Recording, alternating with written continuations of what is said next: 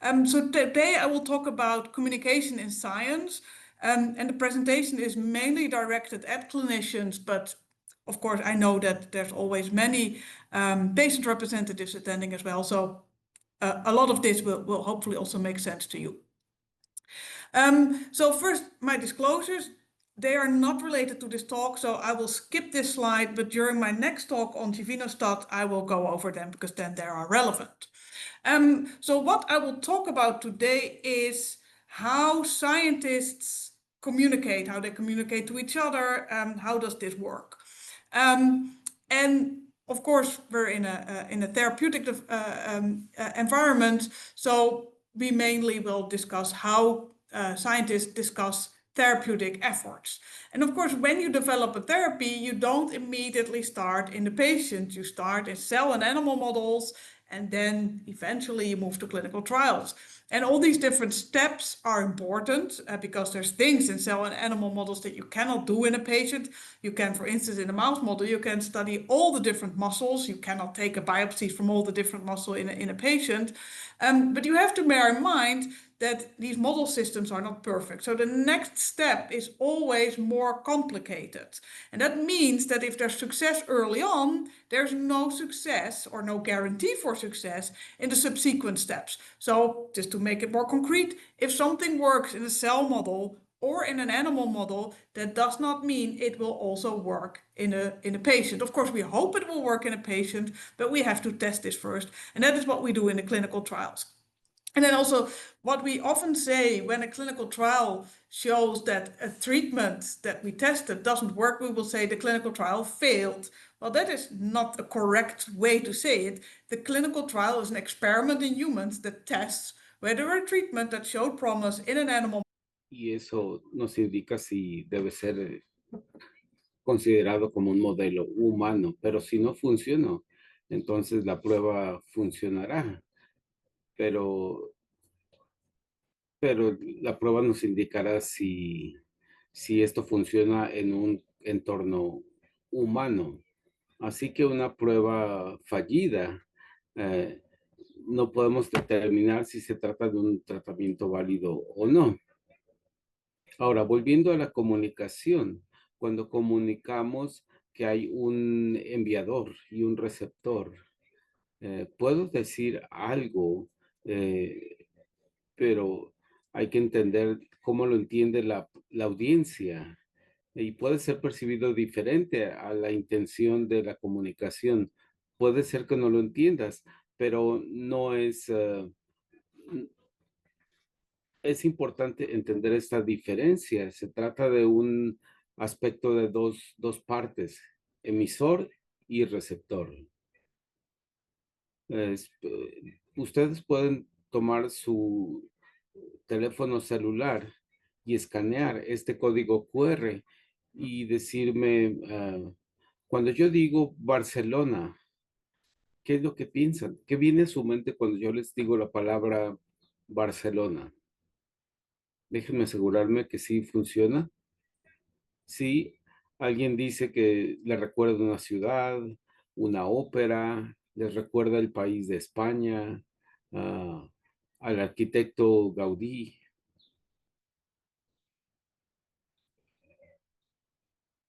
Lo que vemos es que, aunque muchos lo asocian con cosas diferentes, y no es que alguna cosa esté bien o mal, simplemente relacionan la palabra Barcelona con diferentes cosas.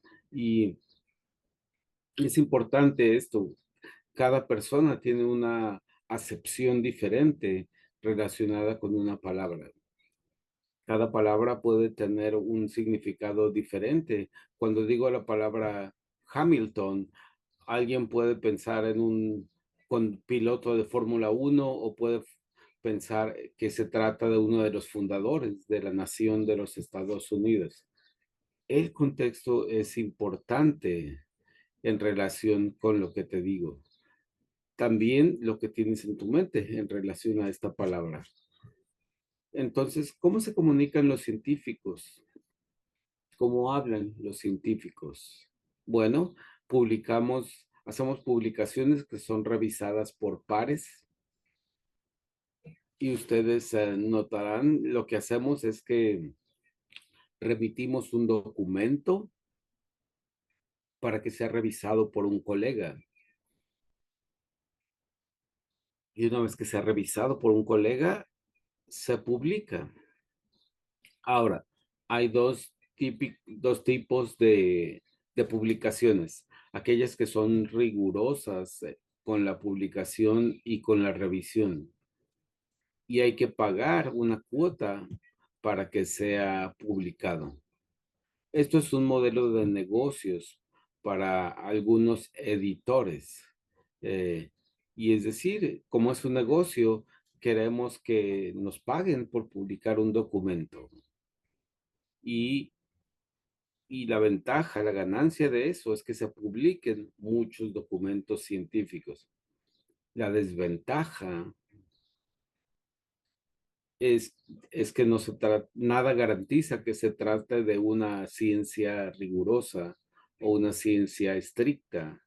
Eh, la otra, la otra, la otra alternativa es que la revisión científica la realice la audiencia. Es decir, que tú vas a una conferencia, presenta, el científico trata de convencer a la audiencia sobre su teoría o su postulado. Y, y así es este otro método. Y, y el nivel de contenido, el nivel de contenido que se presenta en una conferencia, pues debe ser sencillo para comunicarse correctamente. Ahora, cuando hablamos de terapia, existen compañías que hacen pruebas médicas y tienen patrocinadores. Y lo que se hace es que cuando hay un resultado, se hace un comunicado de prensa que no es revisado por pares. Entonces puede haber declaraciones de científicos y casi siempre es alguien que dice que esto sí funciona, esto tiene validez y esto es correcto.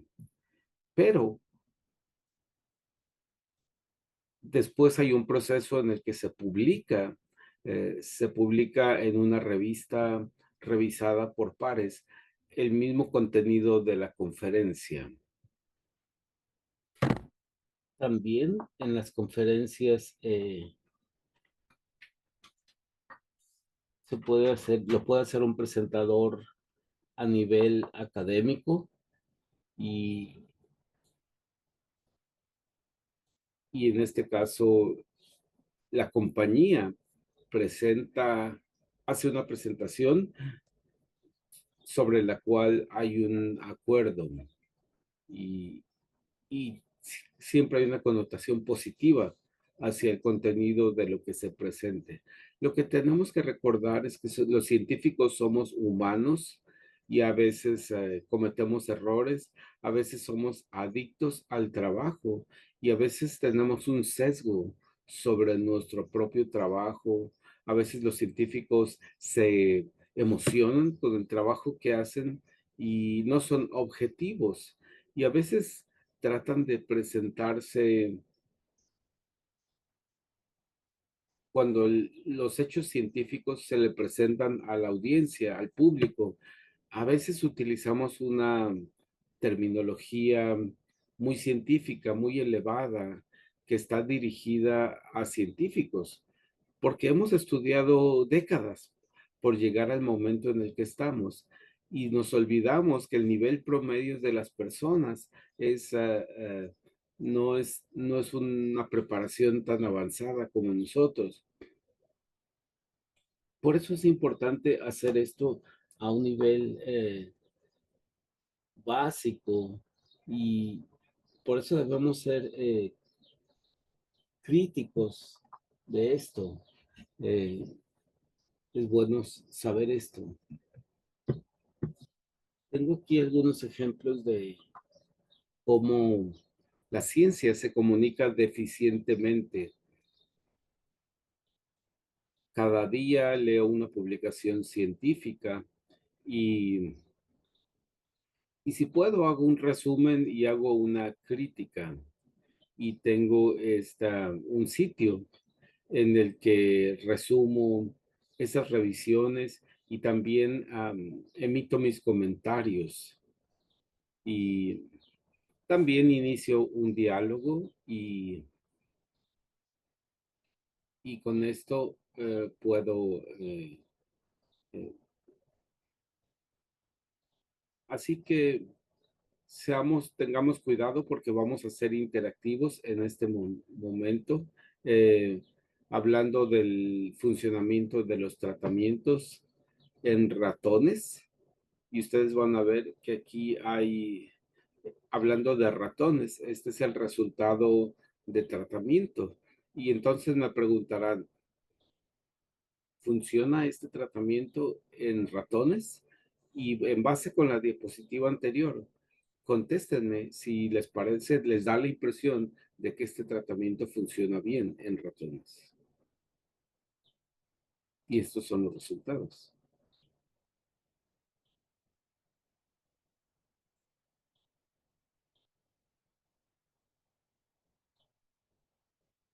Les voy a dar otros 10 segundos para que emitan sus respuestas, que son anónimas. No se preocupen de contestar.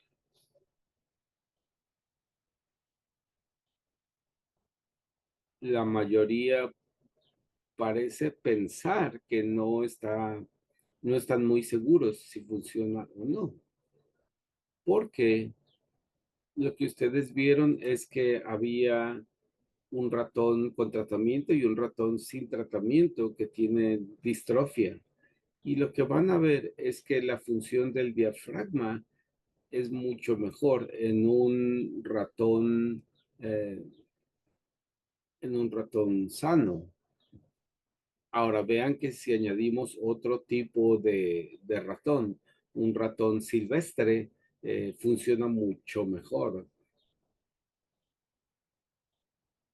Y entonces, ya teniendo todo el contexto, nos damos cuenta que es marginal, no es muy significativo la mejora, eh, y es difícil interpretar los resultados de, de esta gráfica. Cuando leemos un documento científico, nos damos cuenta que los científicos se enfocan mucho en el sistema modelo y los aspectos patológicos, pero no en el paciente. Y cuando empezamos a desarrollar un tratamiento para esto, en- no nos, no, no nos enfocamos mucho en el paciente, sino en el tratamiento en sí. Y entonces, también cuando publicamos en una revista prestigiosa esa publicación, puede ser de buena calidad, pero después las instituciones o los medios de comunicación lo pueden seleccionar y añadirle cierto sesgo, y a lo mejor el documento decía, se refería a un modelo desarrollado para, para perros y a lo mejor el tratamiento fue exitoso en un solo perro. Eh, y eso tenemos que cuestionarnos si el resultado en un perro es válido, es significativo. Y vean lo que pasa en los medios de comunicación. Dicen, en los perros, el CRISP restaura la distrofia muscular. Y al menos este dice que las pruebas no se han realizado en humanos. Y este otro encabezado dice, el CRISP detuvo la distrofia muscular en perros. ¿Siguen los seres humanos? No lo sabemos. Y, pero al día siguiente viene un encabezado que dice que la edición genética CRISPR detiene exitosamente la distrofia muscular en perros y ahora seguirán las pruebas humanas. Si se fijan, no hay ninguna indicación de que funcione en humanos, pero aparentemente es exitoso y eficiente, pero los medios de comunicación alteran esa percepción, especialmente cuando se utiliza un medicamento para tratar, en este caso Duchenne. eh, y entonces consideremos si se trata de un tratamiento que es de corto plazo, que puede durar semanas o meses. eh, es un perfil diferente. Y si el medicamento se aprueba para adultos mayores o para niños, eh, es más delicado, se tiene que hacer más trabajo de verificación. Y, y, y también tenemos que pensar cuál es el daño que habrá a los riñones y pensar en las implicaciones del uso crónico de esteroides. Y cuando contestamos estas preguntas, tenemos que preguntarnos si sigue siendo significativo el, el, el tratamiento y cuál es el impacto. Sí puede ayudar a los músculos, pero ¿qué está pasando con los riñones? ¿O qué pasa cuando el paciente tiene otra enfermedad asociada a Duchenne? Entonces, mi ejemplo interactivo es, por ejemplo, en el caso del tratamiento de distrofia muscular con Viagra y pensar si esto puede ser benéfico a humanos. Cuando se aplicó a ratones, sí ayudó, redujo la distrofia. Pero ¿ustedes qué piensan? Sabiendo que este tratamiento puede reducir la fibrosis en corazones, eh, ¿recetaría Viagra a sus pacientes de Duchenne o, ah, o lo utilizaría usted mismo o se lo administraría a alguno de sus hijos? No tengan temor a ser honestos al contestar esta pregunta.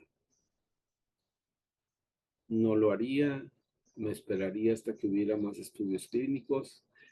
La tercera respuesta es, lo consideraría. Y la cuarta respuesta, sí, lo administraría inmediatamente. La mayoría de las personas dice que esperarían o no lo administrarían. Es decir, si el Viagra no mejorara la función cardíaca en pacientes Duchenne, eh, también tendría otra. Recuerden que este estudio se hizo en ratones, tienen otro ritmo cardíaco que funcione en ratones, no significa que va a funcionar en humanos. Por eso tenemos que esperar a que haya estudios médicos y pruebas de laboratorio más intensivas.